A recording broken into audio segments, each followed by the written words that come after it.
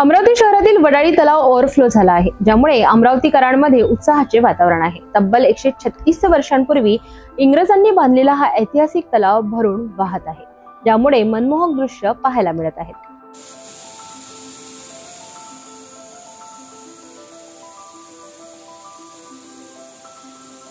अमरावती शहरात गेल्या 3 दिवसांपासून सुरू असलेल्या मुसळधार पावसामुळे वडाळी तलावातील पाण्याची पातळी प्रचंड वाढली आहे। पाण्याची पातळी वाढताच तलाव ओव्हरफ्लो होऊन त्याचे पाणी भिंतीवरून खाली कोसळायला लागले आहेत। हे दृश्य अतिशय नयनरम्य असून पावसाळ्याच्या वातावरणात एक वेगळीच शोभा येत आहे। हा तलाव 1889 मध्ये इंग्रजांनी अमरावती शहराला पिण्याच्या पाण्याची सोय व्हावी म्हणून या उद्देशाने बांधला होता। सुमारे 136 वर्षापूर्वीच्या या तलावाची निर्मिती आजही मजबूत असून तो शहराच्या पूर्व आणि दक्षिण भागातील टेकड्यांवरनं वाहून येणाऱ्या पावसाचे पाणी अडवतोय। तलाव ओव्हरफ्लो झाल्याने त्याचे पाणी थेट अंबा नाल्यात सोडले जात आहे। यामुळे अंबा नाल्याची पाणी पातळी वाढण्याची आणि पूर येण्याची शक्यता आहे। या दरम्यान कोरोना काळापासून हा तलाव परिसर पर्यटकांसाठी बंद असल्यामुळे त्याच्या विकासाची मागणी पुन्हा एकदा जोर धरू लागली आहे।